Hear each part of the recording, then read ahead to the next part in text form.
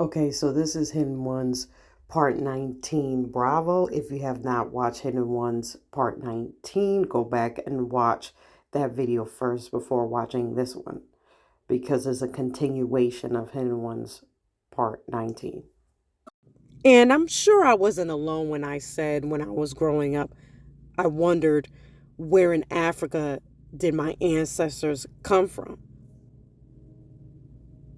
I'm sure a lot of us Americans of African descent have wondered that at one time. Some have been able to trace their roots, like Alex Haley, the Root series. I enjoyed the Root series, but I was just so fascinated about how he was able to, trace his roots all the way back to Africa, because it's hard to do because of the transatlantic slave trade. But now people are doing DNA testing. Okay. So my family, they've done DNA testing and it pointed us to West Africa. Okay. So I've been watching some videos where people have been talking about who are Americans of African descent. They've been getting some of the same results. Bantu tribes, Cameroon, West, it all points to West Africa. But when you use other DNA like GEDmatch and some other ones, it gives you, more specific, it gives you specific tribes and stuff like that. And I will do that in another video. I'll talk about that in another video. But West Africa is very interesting because from AD 300 to 1492 AD, okay, that's where the Hebrew kings and queens reigned. It was the Songhai Empire and the Za dynasty. I will talk about those two dynasties in another video. Okay, one more thing that is very interesting about West Africa. I have a map of Negro land on my computer. It's from the Library of Congress, the United States Library of Congress.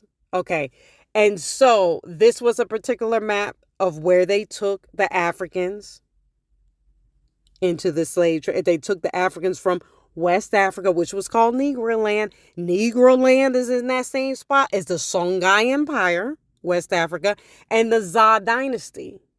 Okay. And so on Negro land, you'll see Kingdom of Judah. What is the Kingdom of Judah doing in West Africa? Remember I told you that the Zai dynasty and the Songhai dynasty was ruled by Hebrew kings and queens? They didn't just take random Africans, into the slave trade. They took a specific people who were the Hebrews. You do your own due diligence. Don't just take my word for it. All right.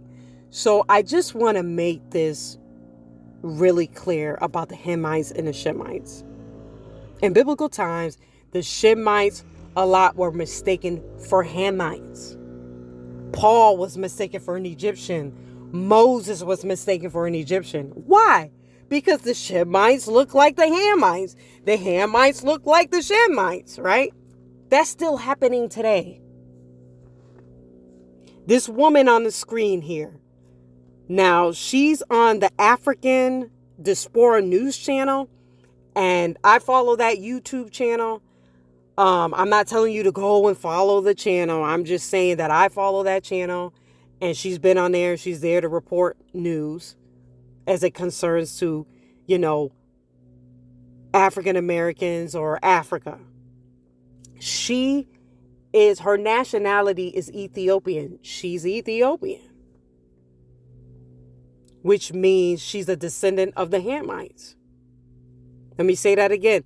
She is Ethiopian. Okay, she's of Ethiopian descent, which means she's a descendant of Ham. I'll put her name on top of the photo for you, and you can do your own due diligence. You can look her up. She's on a different couple social media platforms. She's on Facebook, I believe. I think Instagram. I'm not too sure, but Anyways, I'm going to put her name and you guys can look her up. And she talks about her, her being Ethiopian. Ethiopia was the first African country to invite Black Americans and African descendants all over the world to come back to their ancestral homeland.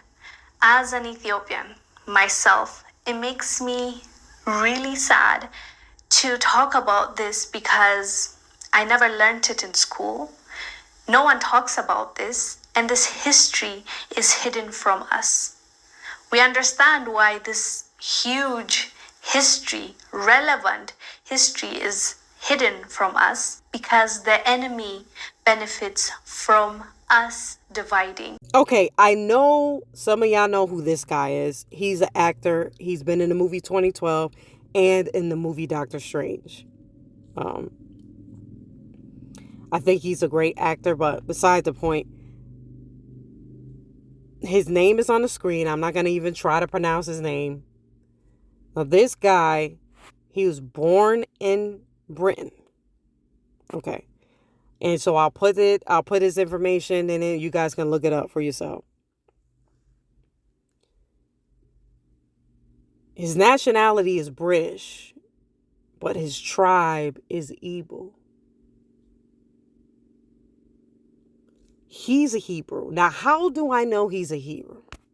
After doing research, I found out that the Igbo tribe are the wandering Jews of West Africa. They got Igbo land in Nigeria. Where's Nigeria located? West Africa. Henry Kissinger, he just passed not too long ago, who himself is an Ashkenaz, Jews. Let me say that again. He's an Ashkenaz, Jews. He said that the Igbo people are the wandering Jews of West Africa. Okay? Even though they classify as Jews, they're the bloodline of the children of Israel. And I know that by research. And so we'll get into the Jews that are in Africa. That's another video itself. But yes, this man right here, he's a Hebrew. All right. So we're talking about the same guy here. Was born on the 10th of July, 1977 in Forest Gate in East End of London. Remember I said he was born in Britain? To middle-class Nigerian parents of Igbo descent. To middle-class Nigerian parents of Igbo descent. His father was a doctor and his mother was a pharmacist. All right, so I'm going to show one last picture. This is the last one. This woman that you see right here, she is Australian. Now, we're not even talking about the African continent. Now, Australia is another continent. And so some people would classify her as black or say, oh, she's African, right? Because they're looking at what? They're looking at her skin tone. That's why it's a dangerous thing to go by skin tone. Okay? Because you don't know what that person's nation and tribe is. You just quickly assume, oh, she's dark skinned, she's black. The truth is that she is Australian. Okay, I'm going to talk about JFB and then I'm going to end the video. This guy was responsible for starting to classify human beings by their skin tone. Because before that, from the Bible times all the way up to the 1700s, people were going by nations and tribes.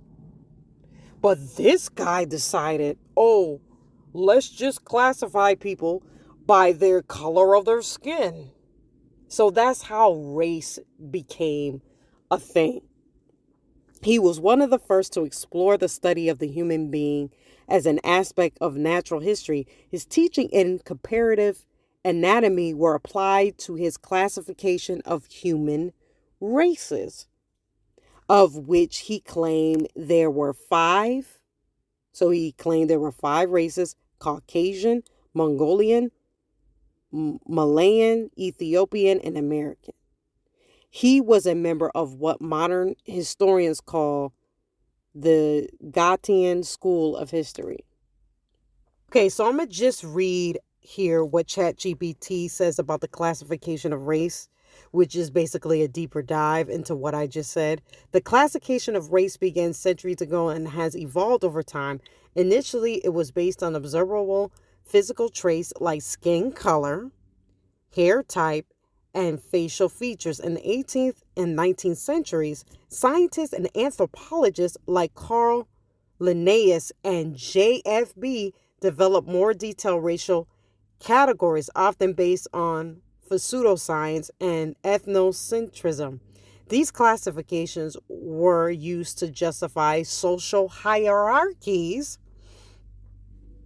in other words, different levels, and colonialism. Over time, the concept of race has been widely critiqued and debunked as a social construct with no biological basis through its impact on social remains, though its impact on society remains significant. In other words, we still use that system today. All right, I'm going to read a little bit of something to kind of give you clarity of what ChatGPT was talking about. I know I said I would end the video, but this will be the last thing.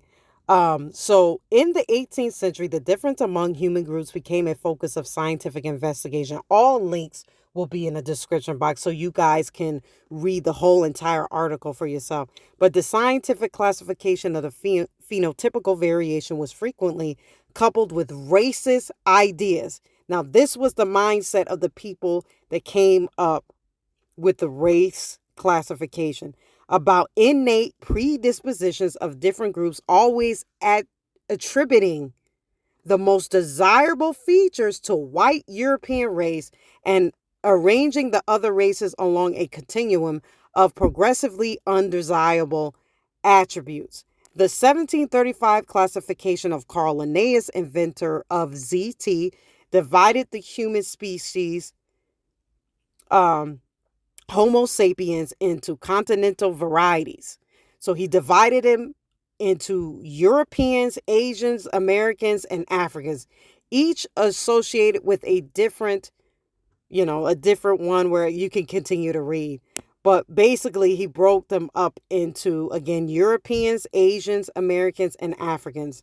Okay, so Homo sapiens, Europeans, or the European Homo sapiens, was described as active, acute, and adventurous. Whereas Homo sapiens Afar, which were Africans, okay, Homo sapien Africans was said to be crafty, lazy, and careless. That's freaking racist. If you are listening to this and you don't know Yahushua as your savior, click the link in the description box. I tell you how to get saved. Have a good day.